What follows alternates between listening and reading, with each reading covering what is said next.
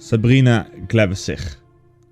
Sabrina Glevissig is mostly known as the advisor to King Henselt of Kaedwen and one of the members of the Lords of Sorceresses. However, let's first go back a bit on her history. Sabrina was born in Kaedwen and was very loyal to her homeland. She eventually went to Aretuza. However, she wasn't the first in her family to go there.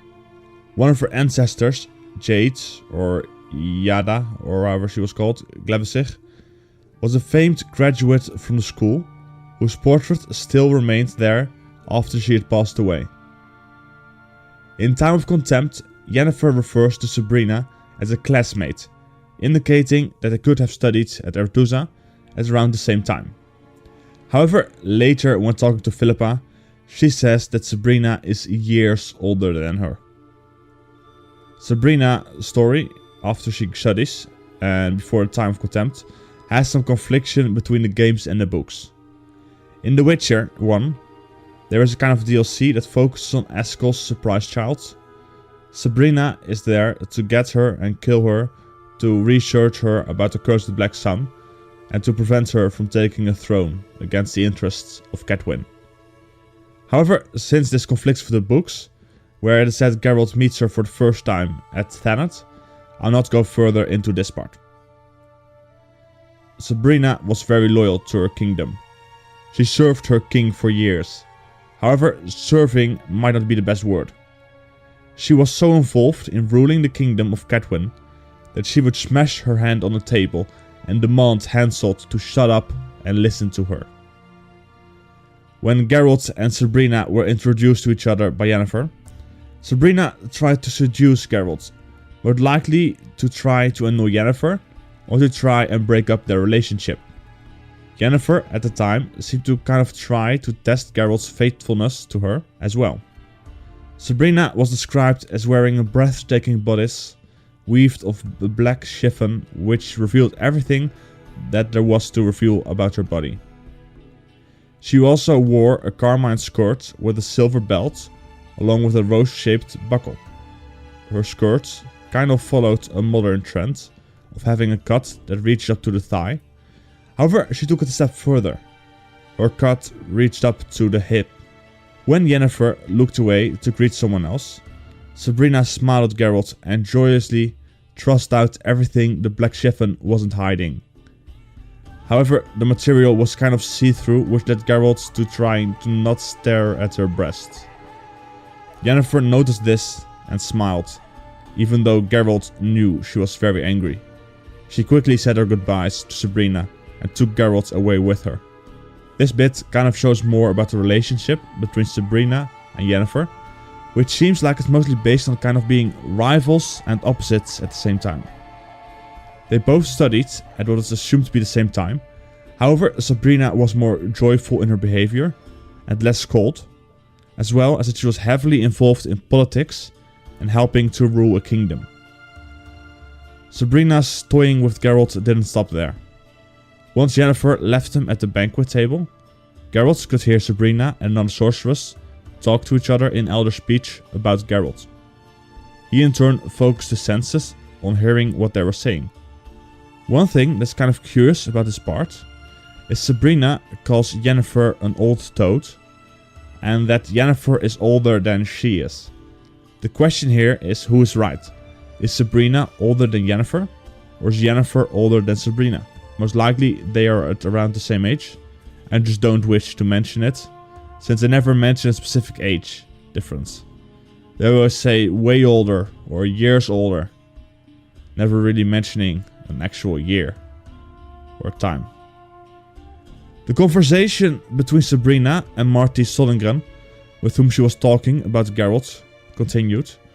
They knew that Yennefer was watching Geralt from a distance, as well as that she was watching them. Marty wanted to sleep with Geralt.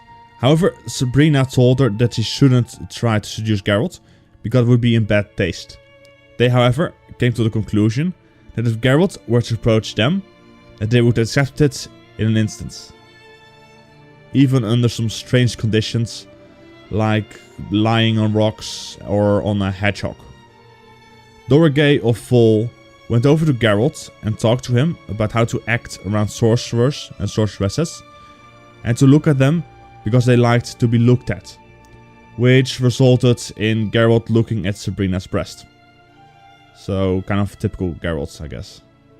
When I started looking into this character, I completely forgot how much kind of sexual tension was in the air between them, with her trying to provoke him and talking about having sex with Geralt on a rock, and Geralt staring at her breasts when Dorgay wanted to have him look at the shoes of other people.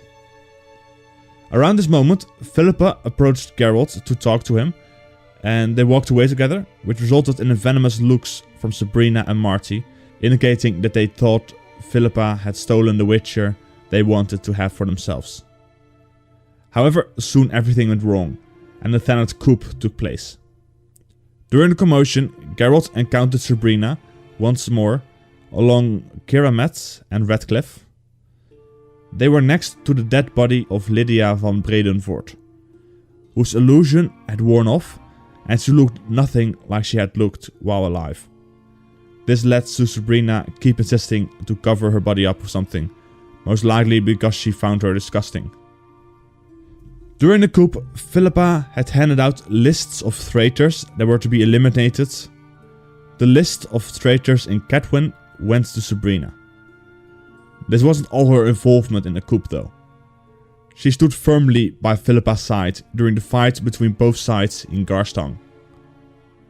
During this fight, she was injured. Of course, she later recovered. Sometime during the first meeting of the Lodge, Sabrina learned that Francesca was also a member, which resulted in Sabrina yelling that she was leaving and refused to work with the Nilfgaardians, or elves. She didn't like the idea of a secret meeting behind the back of her king and kingdom. However, she eventually accepted it, as there was one thing more important to her than her kingdom: magic. During the Lodge's meeting, Sabrina always seemed to not trust the elven myths and legends, including those of the Elder Blood, as well as she seemed to get confused by the family tree going down from Lara Doran to Ciri. Sabrina always showed her disdain towards the Nilfgaardians and the elves in the Lodge, not trusting them one bit. This led to her getting her mouth shut up by other members of the Lodge like Philippa and Seal. However, she still had a tendency to scream out loud during some of their conversations with the Lodge.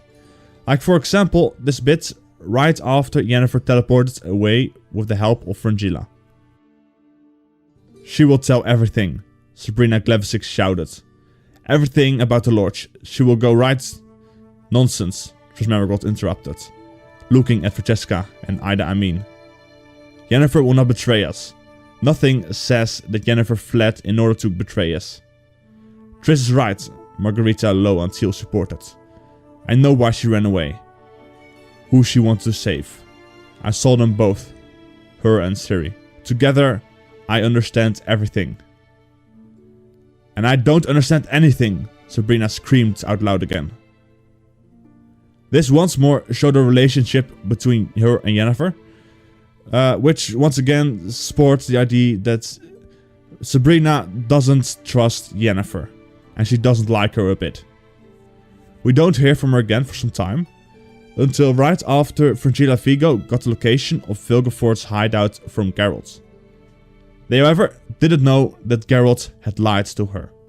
So they attacked Rice Run Castle, expecting Vilgefort to be there. There were two members of the Lodge who were attacking the castle by sneaking in men's clothing and camouflage, along with a group of novices and mercenaries.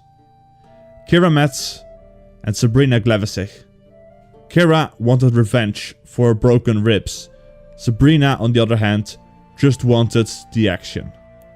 However, she was in bad luck, as soon they discovered the castle had been abandoned for at least 50 years, and there was no sign of Vilgefort. Sabrina informed the Lodge, which in turn told her to tell the mercenaries and novices that they had taken with them for the attack that it was all an exercise, and that they would get paid upon return.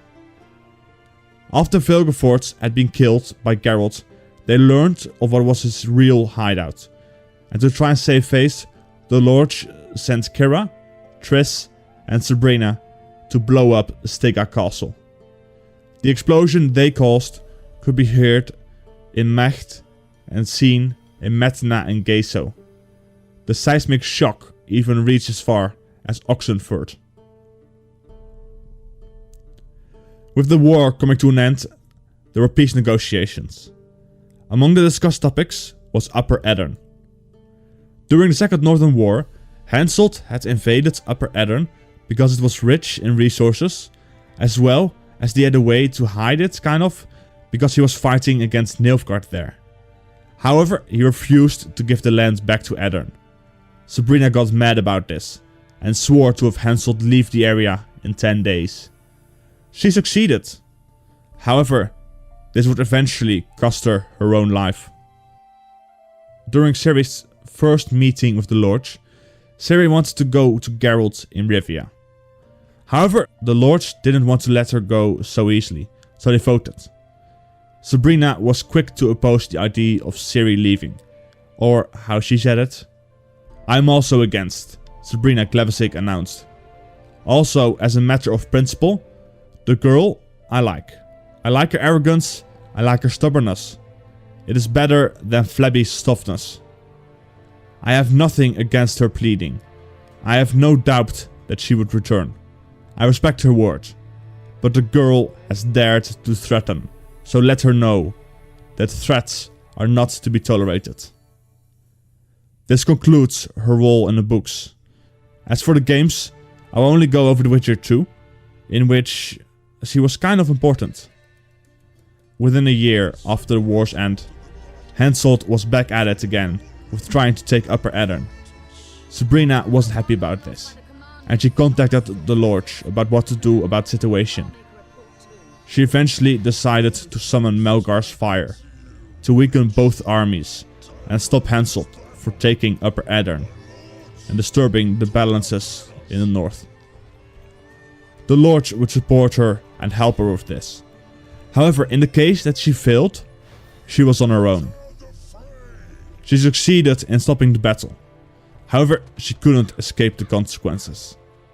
She was captured and tied to a stake to be burned alive. As the fire was getting started, she cursed Henselt.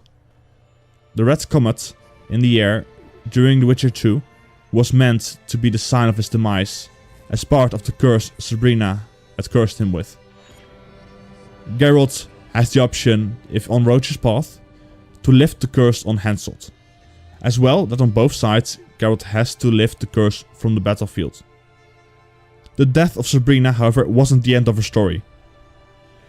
In death, she became a martyr saint.